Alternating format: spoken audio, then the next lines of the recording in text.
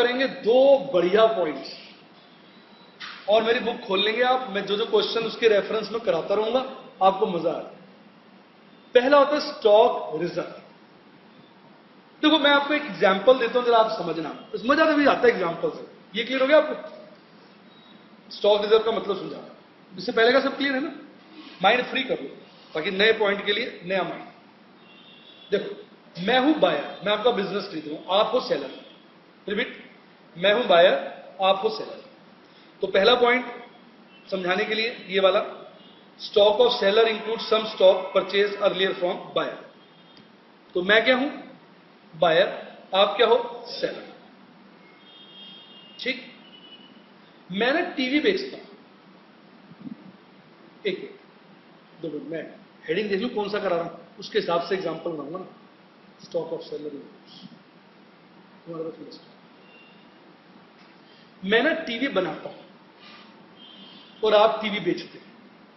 Repeat, मैं आपको अपना टीवी 9,000 का बनाता हूं, आपको 10 का बेचता हूं, तभी आप बाजार में 12 का बेचते हो। तो मैं कौन हूं बेटा? मैन्युफैक्चरर। आप कौन हो बेटा? रिटेलर। अब मेरा मन कर रहा है मैं अपना बिजनेस बढ़ाऊं, मैं अपने ही शोरूम खोलूंगा रिटेल के। तो मैंने सोचा आपका बिजनेस खरीद लेता हूं, आपके 100 शोरूम है दिल्ली में, तो उन सबके आगे मेरी कंपनी का नाम लग जाएगा, अपने रिटेल चेन भी बन जाएगी। समझे आप? अच्छा मैं आपको टीवी कितने का बेचता हूं? 9 का टीवी 10 में, आप कितने का बेचते हैं? 12, 13, जितने का। अब मैं जब आपका बिजनेस टेक ओवर करूंगा, उसमें जितने टीवी मैंने बेचे होंगे और आपके पास अनसोल्ड पड़े, क्योंकि सारे तो बिक नहीं जाते ना, स्टॉक में भी रखते हैं, जो अनसोल्ड पड़े वो मेरे पास वापस नहीं आ जाएंगे। नहीं समझ आया? फिर सुन, 2 केस होते हैं इसके अंदर। कितने?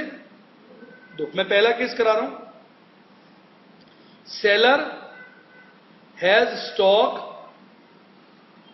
सेलर का मतलब सेलिंग कंपनी है,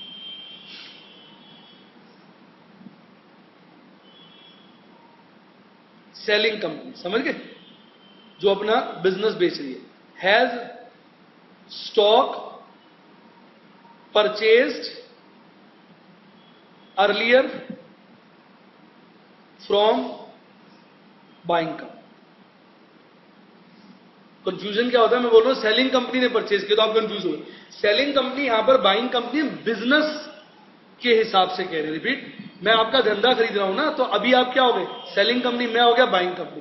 प्रोडक्ट के हिसाब से नहीं कह रहा, प्रोडक्ट के हिसाब से तो मैं मैन्युफैक्चरर और आप क्या हो? रिटेलर। आप मेरे से टीवी खरीद खरीद के बेचते हो, मेरे से 9,000 का टीवी कितने में खरीदते हो?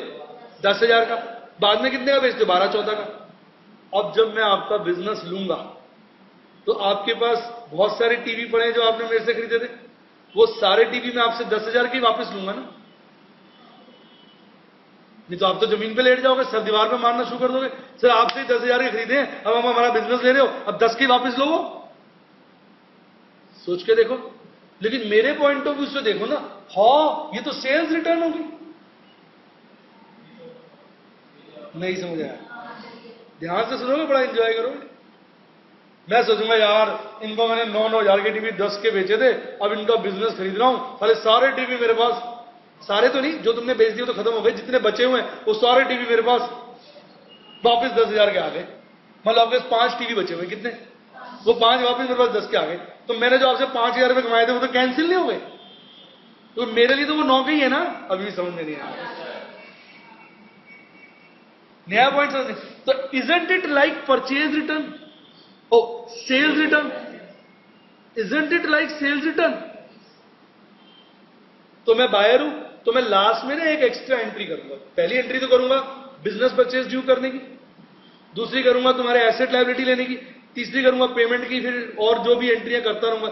एक एंट्री और करूंगा, वो जो स्टॉक है ना जो मैंने तुमसे लिया है उसकी वैल्यू कम करूंगा।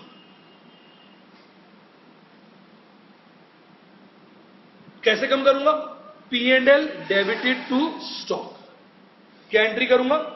P&L debit to stock. तो स्टॉक की वैल्यू कम हो जाएगी और जो मैंने प्रॉफिट पहले कमाया था वो कैंसिल हो जाएगा, because it is straight away a case of sales return. सही बताओ, मजा आया कि नहीं आया? प्रॉफिट प्रॉफिट लेस करूंगा ना, कॉस्ट तो है ही। जैसे 5 टीवी पड़े थे आपके पास, मैंने आपको बेचे थे 10 के, उनमें 1000 कमाया था, तो अब कितना प्रॉफिट कैंसिल हो जाएगा? 5000। तो 5000 से एंट्री करूंगा। I will eliminate the amount of profit which I had earned earlier from you. मैं वो प्रॉफिट हटा दूंगा जो मैंने आपसे पहले कमाया है। कैसा लगा? सेलर के बुक्स में कोई एंट्री नहीं होगी, ये तो बायर हटा रहा है ना बस। अब मैं पढ़ के सुना दूं, आपको अच्छा लगेगा है। यहां तो हेडिंग में मैंने ये लिखा है कि जब हम किसी का बिजनेस टेक ओवर करते हैं तो हो सकता है बायर सेलर के पास एक दूसरे का स्टॉक पड़ा। रिपीट। और अभी मैंने कौन सा वाला केस किया? जब सेलिंग कंपनी के पास बाइंग कंपनी का स्टॉक पड़ा। ठीक, तो ये वाला केस है, यहां लिखा भी हुआ, मैं पढ़ के सुना। Stock of selling company you includes some stock purchased earlier from buyer, मेरे से जो खरीदा। Books of buyer, on absorption, buyer will take back the stock sold earlier. This is the case of sales return. Hence, buyer will eliminate the profit earned earlier. Therefore, the entry will be P&L account debit to stock. कैसा लगा? नहीं समझ आया? और books of seller, no adjustment. आपको तो क्या, आपने तो मुझे दे दिया स्टॉक, खत्म कहानी। आप तो स्टॉक को रियलाइजेशन अकाउंट में डाल दोगे। याद करो, बायर तो सेलर तो क्या करता है? Close the balance sheet. इससे तो उसको फर्क ही नहीं पड़ता। बोला मजा आया कि नहीं आया? नहीं आया मजा? पूरा क्लियर हुआ? अब दूसरा केस कराऊंगा। दूसरा केस क्या होगा? रिवर्स। अब सुनना, reverse. Stock of buyer has some stock, buyer company होगी ना, purchased earlier from selling company. समझे?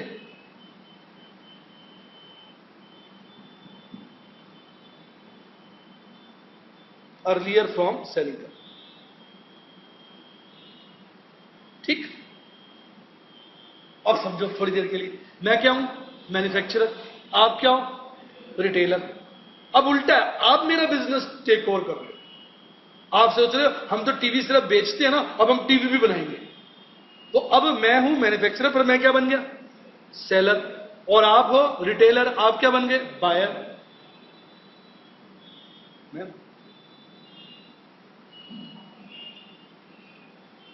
आस्था।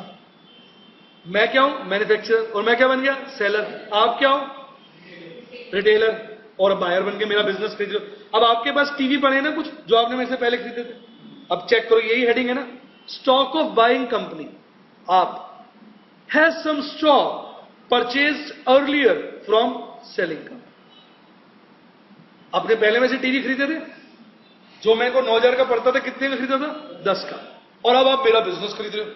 अब जब आप मेरा बिजनेस खरीदोगे तो मेरे जितने भी अब टीवी हैं वो सारे के सारे आप 9000 में नहीं खरीदोगे। सारे के सारे आप किस में खरीदोगे? 9000 में। हां के ना? लेकिन पंगा नहीं हो गया? पुराने वाले 5 टीवी जो आपके पास पड़े हैं वो तो 10,000 के पड़े हुए हैं। अब वैसे ही सारे के सारे टीवी आप मेरे से खरीद रहे हो, वो कितने के खरीद रहे हो? 9000 के।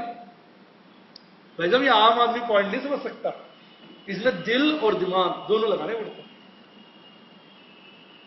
पहले जो आपने स्टॉक खरीदा वो मेरे से वही चीज टीवी 10 का खरीदा, क्योंकि तब आप दुकानदार थे ना, मैं मैन्युफैक्चरर था। अब तो आप मैन्युफैक्चरर बन जाओगे तो आपके लिए भी तो वो टीवी क्या हो गया? 9 का हो गया। तो प्रॉब्लम क्या हो रही है? वैसी वाले नए वाले टीवी तो आपकी बुक्स में 9 के चल रहे हैं और पुराने वाले 10 के चल रहे हैं। समझ आया? तो अब इसमें 2 केस है। एक तो यह है कि सिंपल सी बात है, कुछ मत करो, डू नथिंग। बायर कुछ नहीं करेगा, सेलर ने तो कुछ करना ही नहीं होता इसमें। ये पॉइंट से केवल किससे रिलेटेड है? बायर। ये पॉइंट किससे रिलेटेड है? रिलेटेड टू बायर, ये सेलर से रिलेटेड नहीं है। एक तो है कि बायर कुछ ना करे। रिपीट। वो इसलिए भाई तुमने पहले वाले टीवी में से 10 के खरीदे थे, नए वाले 9 के खरीदे हैं, तो आप अपनी बुक्स पे टीवी किस पे दिखाओ? जिस कॉस्ट पे खरीदे। ठीक, ध्यान से सुनना। तो कई लोग तो कुछ करते ही नहीं, वो कहते हैं भाई ठीक है, कोई सेल्स रिटर्न थोड़ी है, पहले वाला माल तुमने मेरे से कितने का खरीदा था, 10 का, अब आपने मेरा धंधा ही खरीद लिया, अब 9 का मिल रहा है आपको, बात खत्म। जो जिस रेट खरीदा उस रेट है, रिपीट। लेकिन कई बार ना कई लोग ये सोचते हैं, नहीं यार, आप ये भी तो सोच सकते हो, नहीं यार, पहले तो मैं ट्रेडर था, रिटेलर था, तो मेरे